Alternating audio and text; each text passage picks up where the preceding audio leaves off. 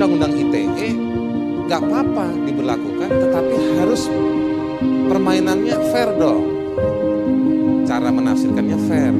Sampai di situ saya juga mau bilang sama masyarakat, kita jangan takut kalau memang harus dipenjara gara-gara kita dituduh melakukan tindak pidana ITE, ya kita reuni di penjara.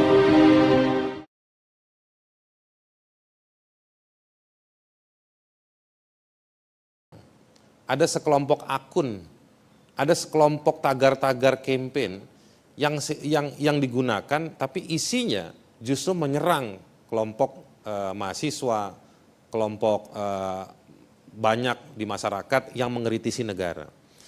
Nah ini yang tadi saya bilang sebagai crowd di dalam cloud. Jadi ada kerumunan di dunia maya yang kerjanya menyerang suara kritis dari masyarakat, suara kritis dari kelompok-kelompok masyarakat tertentu. Nah, mereka bisa disebutnya sebagai buzzer. Dari beberapa perdebatan, negara tidak mau mengakui bahwa itu adalah mereka. Persoalannya kemudian adalah tidak ada tindakan tegas kepada mereka. Kenapa kita nuntut tindakan tegas? Sebetulnya bukan dalam konteks ideal harus ada ketegasan, tetapi yang dimaksud dengan tegas di sini, kepada orang-orang yang kritis terhadap negara, dilakukan tindakan tegas.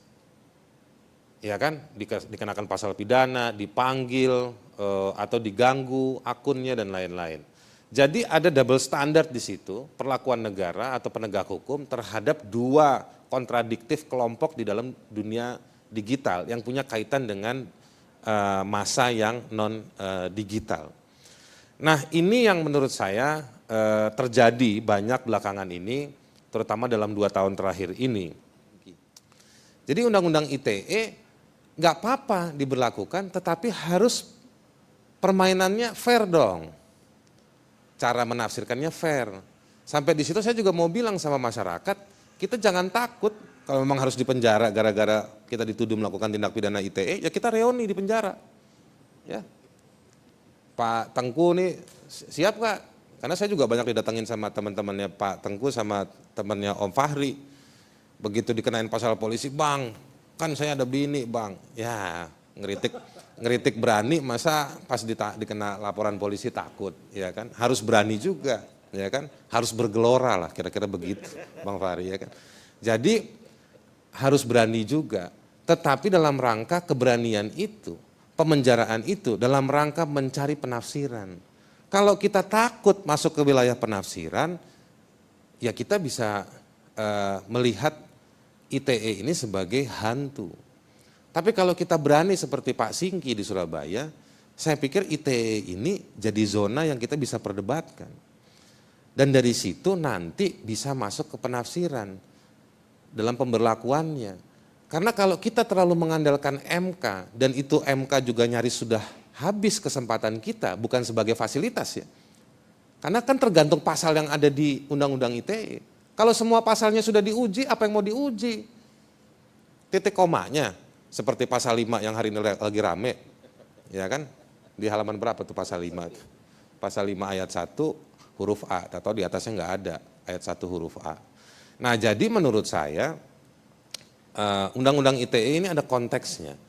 Satu, yang kedua, dia harus berani ditafsirkan meskipun dia harus berkeringat, mudah-mudahan nggak berdarah, tetapi masuk di dalam penjara. Dan kita uji rame-rame dalam konteks seperti itu. Undang-Undang ITE ini kan muncul bukan karena karya besarnya rejim SBY, tetapi waktu itu ada keputusan global. Telecommunication Conference, International Telecommunication Conference, ya mendesak penggunaan digital ini supaya lebih luas di dalam dunia internasional. Singkatnya seperti itu, dokumennya bisa dilihat di online secara jelas, dan itu turun, dan ketempatan waktu itu rejimnya rejim Susilo Bambang Yudhoyono. Kenapa? Nanti bapak-bapak dari Menkominfo juga harus jelaskan. Karena yang mengambil keuntungan, berisik kita soal ITE ini hanya dalam dunia politik, dalam konteks mempertahankan rejim dan mengkritik rejim. Tetapi soal kegiatan porno di dalam dunia digital juga mendominasi.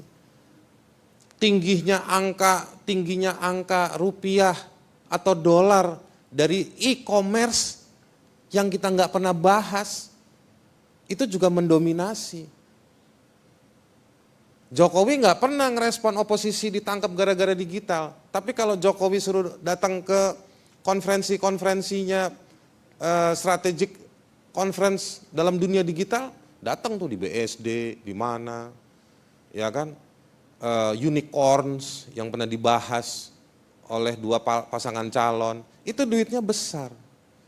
Nah, jadi ada konteks dalam Undang-Undang ITE yang kita juga mesti paham sejarahnya. Ini kesepakatan global, mempermudah komunikasi, bisnis, dan lain-lain, tetapi menyisakan pasal soal pidana. Apakah pasal pidananya dalam rangka membatasi bisnis tadi itu semua, atau memang dia spesifik? Nah, sekali lagi Undang-Undang ITE ini alat. Sampai situ saya cuma mau bilang, Undang-Undang ITE ini memang ancaman, tetapi bukan karena teksnya, Bang Karni. Bahwa teksnya memberikan ruang, iya. Tetapi ada kelengkapan-kelengkapan lain yang membuat Undang-Undang ITE ini menjadi ampuh untuk menjadi alat represi, yaitu penguasa atau orang-orang atau institusi di balik Undang-Undang ITE yang menjalankan Undang-Undang ITE. Barangkali saya mohon maaf, Bapak Tengku ini bisa lebih represif menggunakan Undang-Undang ITE, cuman masalahnya dia nggak berkuasa. Jadi ada faktor kekuasaan yang menyetir menggunakan Undang-Undang ITE untuk memberikan laporan pidana pada seseorang dan memenjarakan seseorang. Nah, ini yang menurut saya juga harus dilihat. Maka tadi saya bilang kegiatan yang offline untuk melengkapi tafsir kita terhadap Undang-Undang ITE.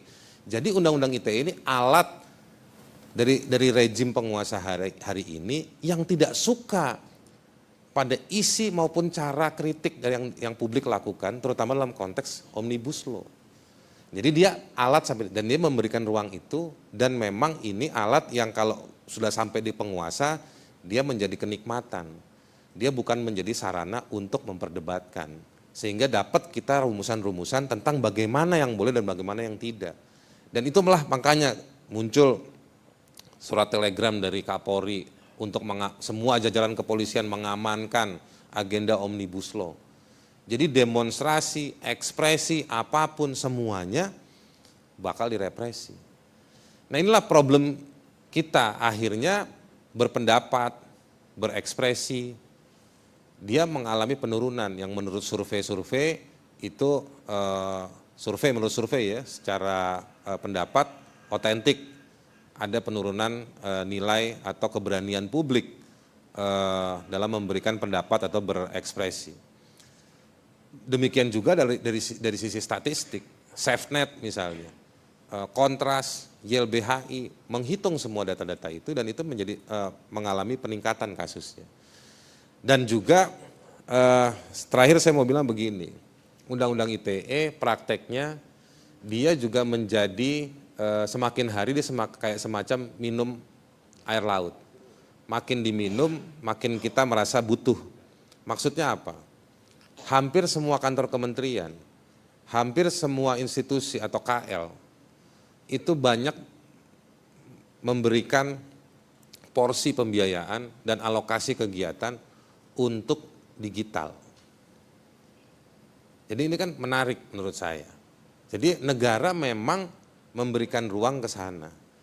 Makin ada kejadian, itu artinya makin ada demand. Makin memunculkan alasan untuk mengalokasikan budget. Saya nggak mau ribut lah soal budgetnya.